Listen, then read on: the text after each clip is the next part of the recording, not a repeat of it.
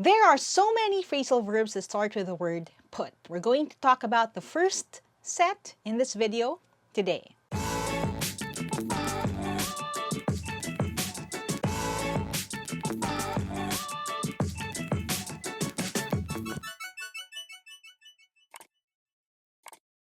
Hi there, thank you for checking out my channel. Thank you for clicking on this video. If this is the first video you're watching from my channel, I make educational and motivational content. So if you don't want to miss any of my new uploads, don't forget to subscribe and hit that bell icon. Now, like I said in the intro kanina, pag-uusapan natin yung mga phrasal verbs that start with the word put.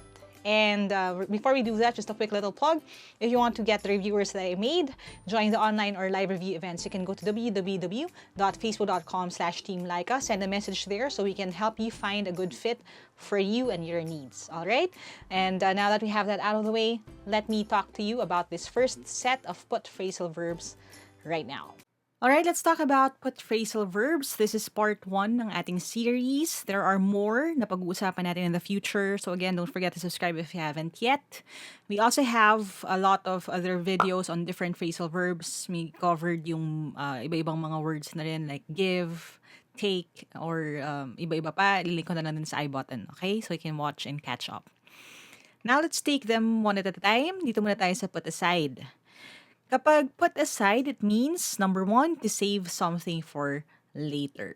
Ibig sabihin, itatabi ko muna siya. Nakakatuwa rin na yun yung word natin for it.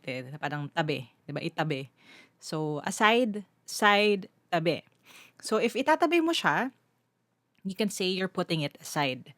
Now again, ang catch dito is that it's something for later. Ibig sabihin may plano kang balikan ito. Hindi lang siya itago for good, pero gusto mo siyang makita uli or gusto mo siyang i-confront ulit. For example, if you have a sentence like this, let's put this issue blank and talk about something else. Now again, kung ang gusto mong sabihin or ipahayag is, mamaya na natin pag-usapan ito, itabi muna natin ngayon. Okay, let's focus on something else. We can say, let's put this issue aside and talk about something else. So you're not saying na hindi na natin ito pag-uusapan forever, but hindi na natin siya pag-uusapan right now. So again, you're saving it for later. Pwede rin siya for money.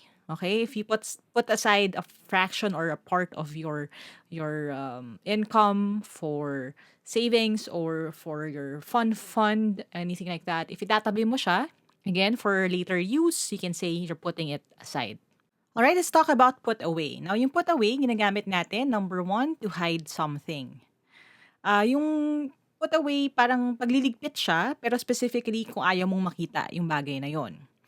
You could think about returning it to its place or basically itatago mo siya.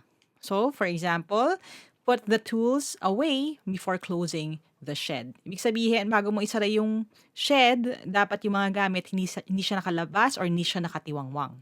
So, may aspeto ng hiding something. We will put this in contrast with put aside kanina. Kasi ang aside would be, tinatabi ko siya pero gagamitin ko pa siya mamaya. So, imagine it yung, kumbaga yung table mo, nandun lang siya sa gilid. You're putting it aside. Pero to put it away, ibig sabihin ibabalik mo siya sa kahon or ilalagay mo siya sa loob ng drawer. Okay? Now, another meaning of this would be yung to put someone away. And if it's a person that you're putting away, it's usually to an unpleasant place. Ayaw mong puntahan na lugar. Like prison, hospital, anything na hindi niya i-enjoy na puntahan. Okay? So, if you put someone away, ibig sabihin parang, di ba yung sa Filipino movies, ililigpit mo siya pero not in a good way. No? Tax evasion cases help put the mafia members away. So, put these people away. No? Actually, makikita natin yan sa history rin ng mga crime families, no? Na they sometimes use white collar cases to put them away for other things or crimes na ginawa nila. Now, another meaning of put away is to save money. Now, anong difference nito dun sa put money aside, as in yung pinag-usapan natin kanina? When you save money as in put away, it's usually for longer hold, no? Ibig sabihin, emergency fund like this, sabi niya, make sure you put some money away for a rainy day. Ibig sabihin, yung ilalagay mo doon, hindi mo agad-agad kukunin. no? Hindi katulad ng put aside, as in tinabi mo lang siya. To put something away, merong finality or merong certain feeling na mas mahirap siyang kunin. For example, ang retirement fund mo, no, is different from savings. Kasi ang savings medyo madaling or readily accessible. So kung sa akin, if it's going to go to savings, I would say I'm putting it aside for savings. Pero kung for my retirement fund, I'm putting it away. Kasi parang aariin kung nakalimutan ko na siya or nasa malayong lugar siya. So, yun yung mga maliliit na nuances or maliliit na mga pagkakaiba nitong mga ito. Now, is it wrong to say I'm putting it aside for my retirement fund? Hindi naman wrong. It's just siguro better if you say put it away. Gets? Again ha? So, hindi siya incorrect, pero if nakita ko siya sa options and both are there, I would choose away for something that is going to be for long-term na savings. Okay? Versus aside, which is parang nandyan pa rin. Now, put back naman. Put back is to, number one, to delay or reschedule something. So, for example, if you have a sentence like this, the next batch of orders had to be put blank because the books ran out in the first week. So, again, thank you to everyone who ordered yung mga reviewers natin, pang ilang reprint na rin natin because you keep buying them out. So, maraming salamat sa inyo. But yeah, we are already shipping out new batches. So, if you're interested, go ahead and message us on Facebook na lang. Okay?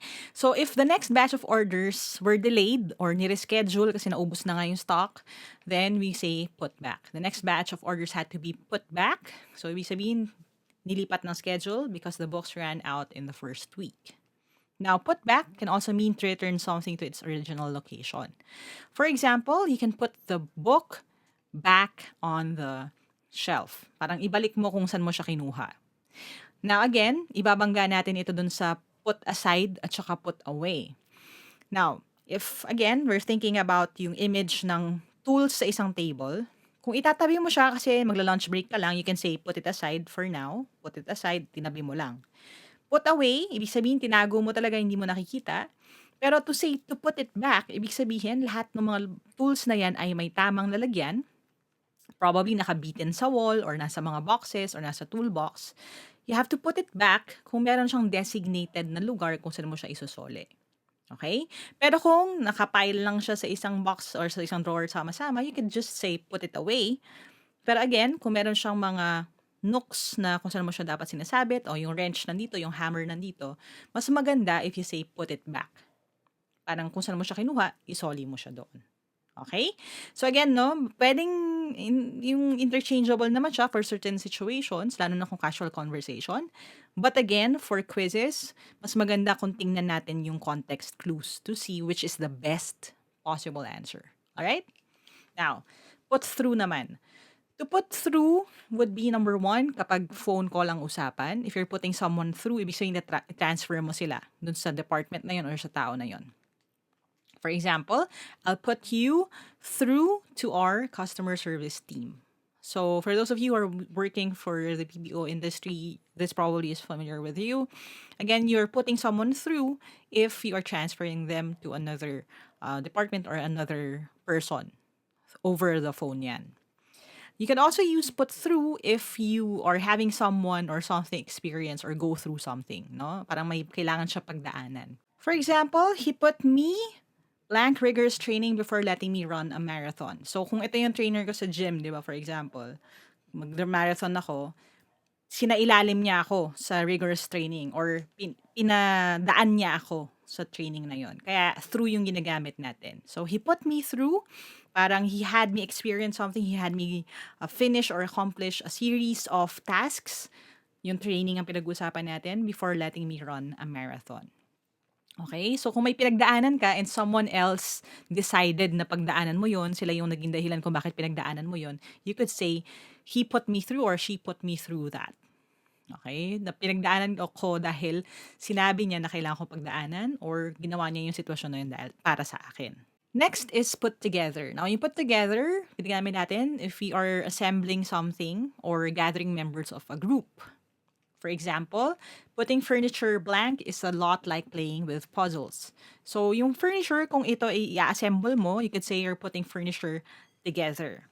Okay? So, put together, ibig sabihin pinagsasama-sama mo sila. You can also put people together in a group. Ibig sabihin, kunyari, Avengers Assemble, mga ganon. So, pinagsama-sama mo sila sa isang grupo, you put them together. Okay?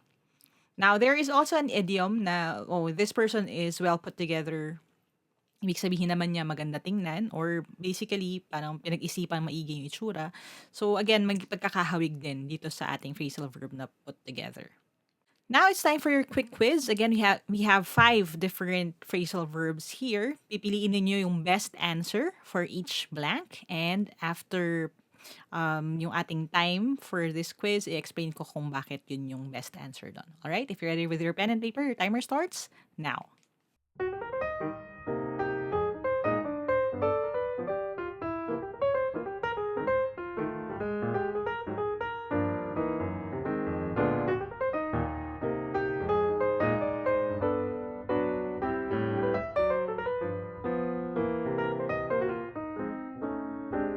Alright, let's see how you did. Let's start with yung first sentence. Sabi dito, people in my past have put me blank a lot of difficult times. So, may mga tao sa aking nakaraan who had me go through things or pina-experience na nila sa akin to. Marami akong pinagdaanan dahil sa kanila. So, we could say, people in my past have put me through a lot of difficult times. Okay? Next, it's hard to put all the pain blank for good. But I've learned to put it blank so I can focus on other things. Now, dito napapasok yung, again, best answer hinahanap natin. Ha? So, first one, the best answer would be away. Now, you could say, di ba, you could put pain aside naman. Pero dahil dun sa phrase na for good, di ba nakikita ninyo, pain away for good. To say for good kasi ibig sabihin hindi mo na siya titingnan uli. So, mas maganda if we say, it's hard to put all the pain away for good, but I've learned to put it aside. Ibig sabihin, kahit hindi siya nawala totally, pwede ko siya isa-isang tabi so I can focus on other things. Alright? Now again, there are okay answers for each. No, you could also say I can put it, but I've learned to put it away so I can focus on other things. Pero the best answer would be away muna bago aside. Okay? Next, I've learned that it's impossible to put things blank in the exact way they were before. So, ito yung clue natin dito. Again, context clues are very important. If you haven't watched yung ating video on context clues, ililink ko na lang din sa taas. Alright? Pero, ang sabi kasi dito, in the exact way they were before. Ito yung clue natin na ito yung pag-aayos na ito, yung putting things, is about things going back to the way they were before. So, I've learned that it's impossible to put things back in the exact way they were before. Hindi na siya babalik dun sa dating ayos. However, with time and with the help of other people, you can put yourself together. Ibig sabihin, i-assemble, aayusin, kukumpunihin, and even be better than you were before. Alright? So, ito yung mga sagot natin: through, away, aside, back, and then together. Now again, pwede natin sabihin na you can put yourself back. Pero ano yun parang limiting siya. Again, the best answer will still be together. Alright? Now, I hope you got all of these correctly. If you didn't, that's okay. I'll be posting more questions on my Instagram account. So if you don't follow me yet, you can follow me at Lyqa on Instagram for the quick quiz questions. I post them on my Instagram stories. You can interact with those, find out right away kung tama kayo o mali. And as the exams are drawing near, I'll try to post more of those then. If you want the throwback quick quiz questions, we post at least one a day. You can go and check out at Team Lyqa on Instagram. Go and follow that account then for important announcements at marami pang iba. If you're on TikTok, you can also follow me at Team Lyqa for the educational content, math, language, logic videos, quick quizzes na iba pa dun sa pinapost ko sa Instagram. You can go and watch that right now.